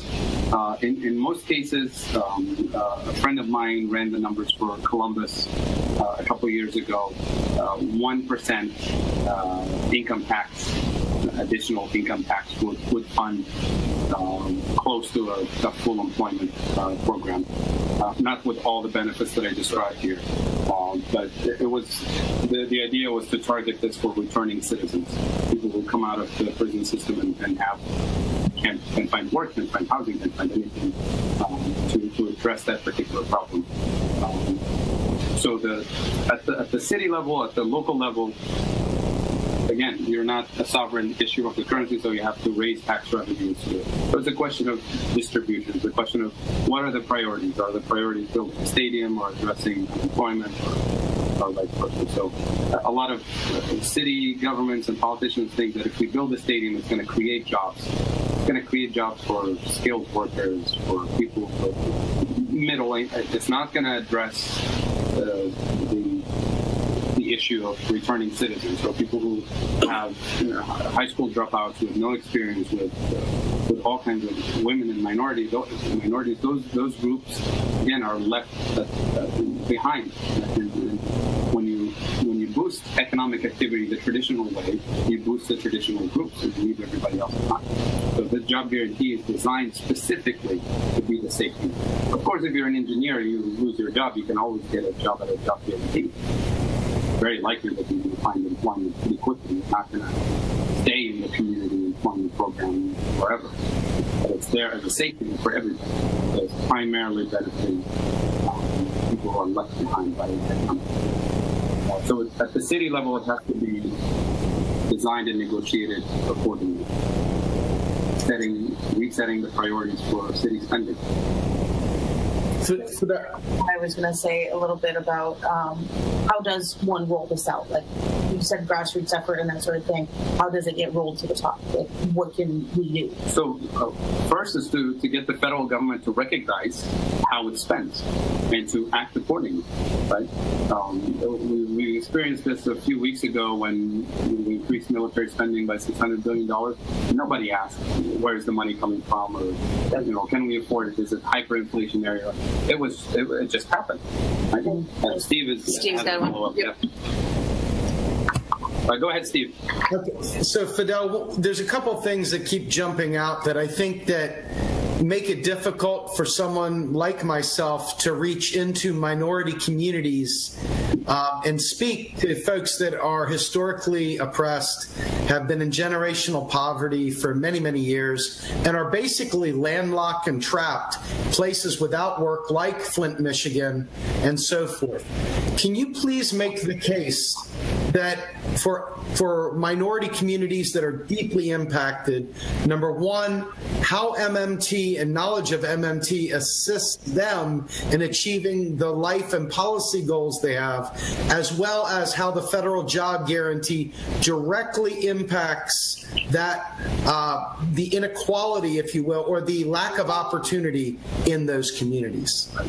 So just a couple of examples off the top of my head. So I live in Granville, Ohio, not very far from Newark, Ohio, which used to be a very, very prosperous Midwestern small town, and now is part of the sort of the deindustrialized Rust Belt in Central Ohio and Northeast Ohio as well. Flint, Michigan, any of these communities, deindustrialized communities, one of the things you immediately notice is that these are food deserts. There's no fresh food production. I had it on the list in the beginning for progressive agenda. We have clean water and clean air on a progressive agenda in 2017. This is how bad the situation is, that we're begging for clean food and clean water and clean air and clean energy when we have the technology, we have the resources to move to renewable energy production and cleaner technology. So for the smallest community groups in the most landlocked areas that Steve described, you can think of community organizations saying, we're going to do urban farming, we're going to do aquaponics farming, we're going to do a different kind of energy production, we're going to recreate, retell the story, the history of this, we're going to create ecotourism circuits for the deindustrialized Midwest. There's ways of using unemployed labor and local resources to create value, to create a different kind of economic activity that gives people jobs and fresh food and employment where they are, without telling people you have to move to Cleveland or Columbus to find jobs. So there's the infrastructure in terms of water infrastructure, in terms of roads and highways. There's all kinds of things in terms of schools. A lot of the schools are underfunded and understaffed. After-school programs in every small community have been pretty much eliminated. Local theater groups have disappeared, where communities used to have thriving arts and festivals organized year-round. There's lots of ideas for recreating a better quality of life in the smallest town you can imagine. So the only real deficits that we have to worry about is not really the government deficit. It's the deficit of ideas, that we've been taught and told this whole time that there's no other way, that those places are just doomed, and to the point that people started believing it. And what MMT allows us to do is to open up the possibilities and say, the funding is available. What are your ideas? How can we turn this place around? If you have a blank check from the federal government, and if you have a credible idea with the people who are committed to implement it, we'll fund you. And we'll start seeing things to change. I just wanted to say how great this has been. Honestly, I just came because my friend Michelle was sponsoring something. I didn't have time to look it up, so just the discussion has been much more intelligent than anything I've seen in public discourse in the last decade. And I'm not even kidding. So thank you for all of this. But as a successful trial lawyer and very rarely successful politician, in trying to get someone to accept an idea, you need a grappling hook to throw over the barricade. And so the thing that I thought that was most poignant to me, because I didn't know much about it, when you made the analogy about, well, we all accept that it's okay to have a buffer for corn, why would we not have a buffer for the most precious commodity?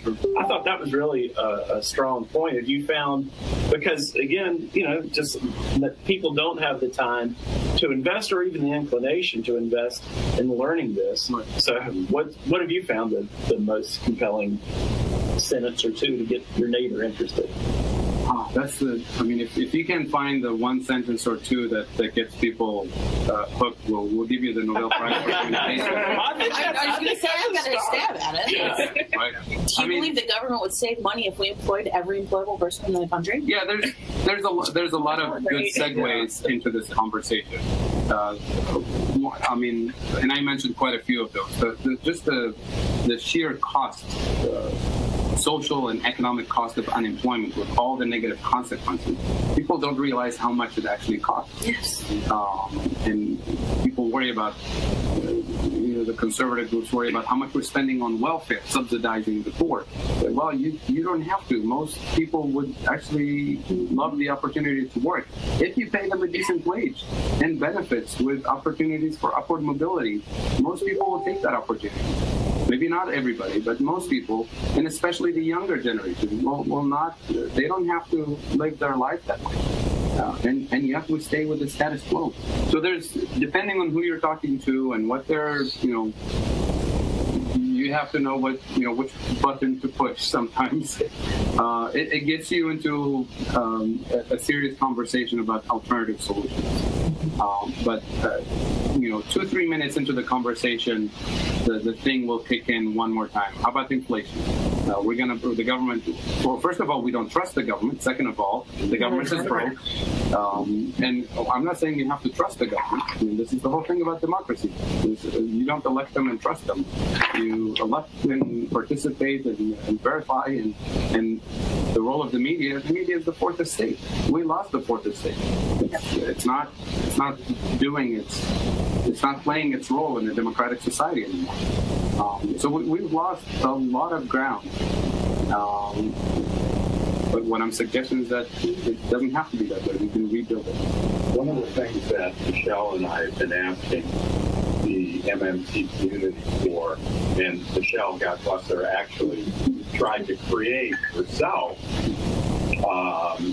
is a primer, a little booklet that when we do political tabling events or organizing events, we could just have a little MMT primer available. They have a PowerPoint. Yeah, and Reader's Digest version of it. your neighbor or whoever you're having a conversation with do a couple of things and sort of open the conversation.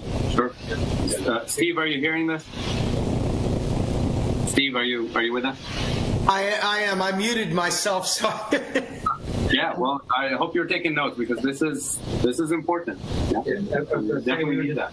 We were just having a conversation today with the Green Party, Ohio Green Party, about after the first of the year having a monthly workshop session on different key values and different topics for that.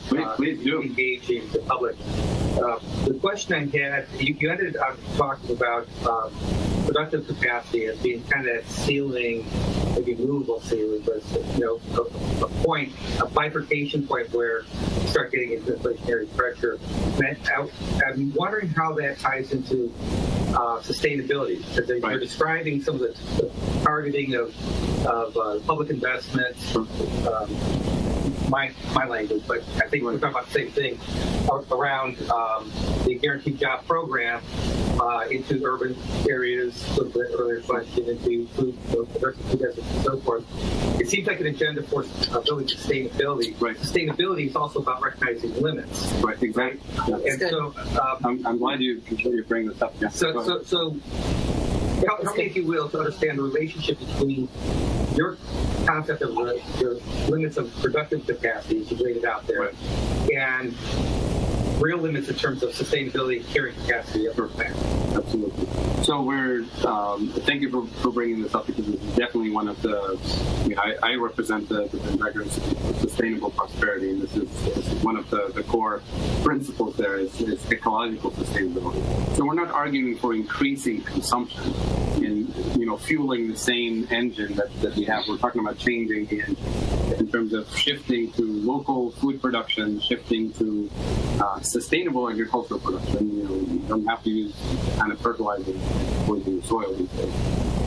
But also restructuring the energy production system in the U.S. in particular to clean and sustainable energy. And there's massive potential for employment in that area. That would be the New Deal of the new energy ways. The Green New Deal that the Green Party is talking about, but the Green New Deal that the new is unfortunately about taxing the rich to fund the Green New Deal.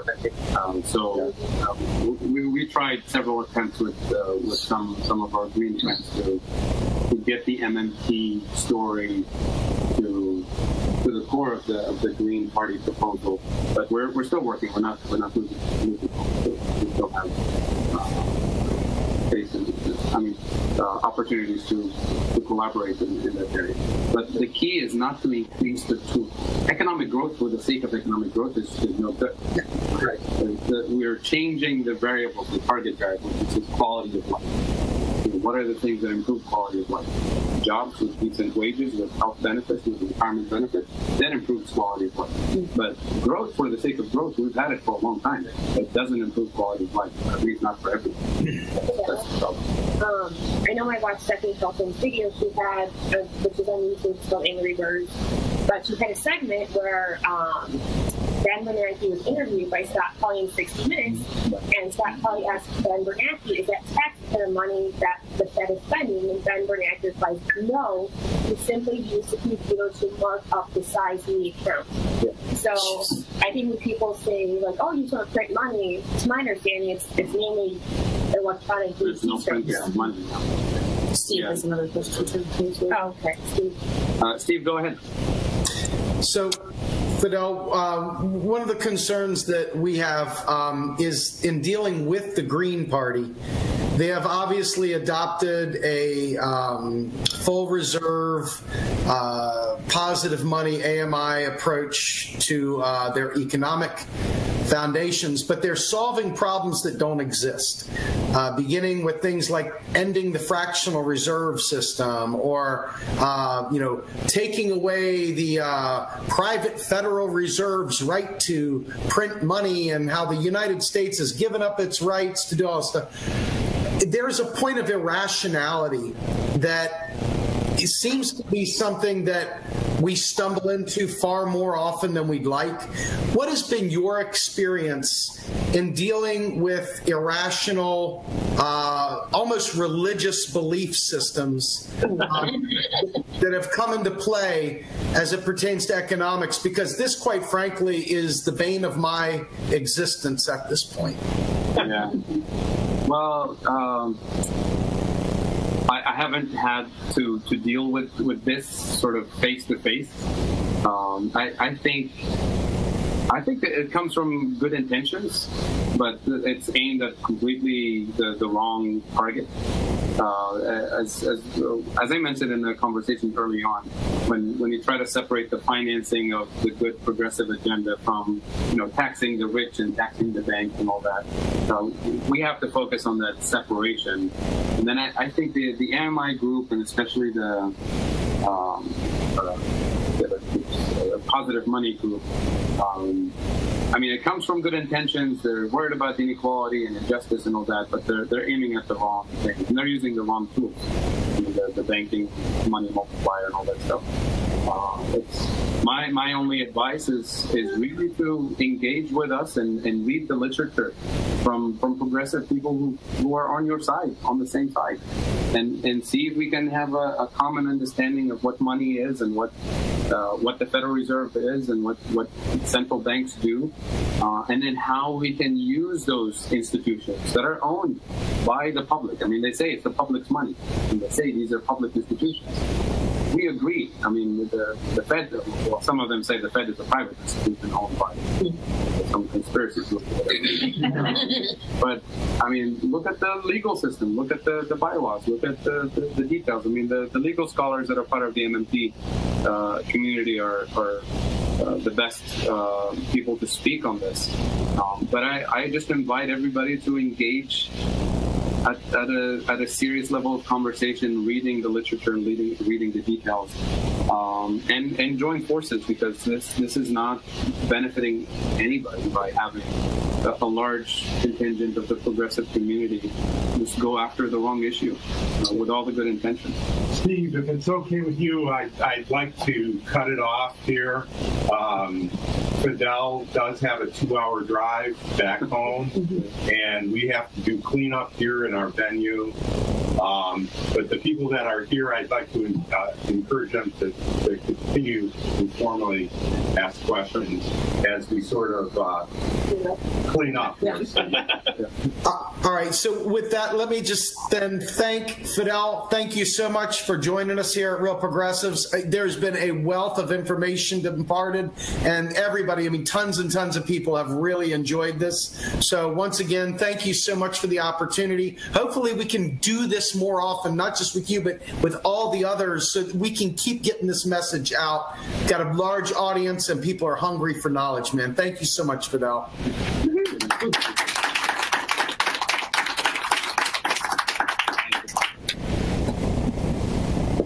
I had that Bernanke slide, but I decided to cut it too much.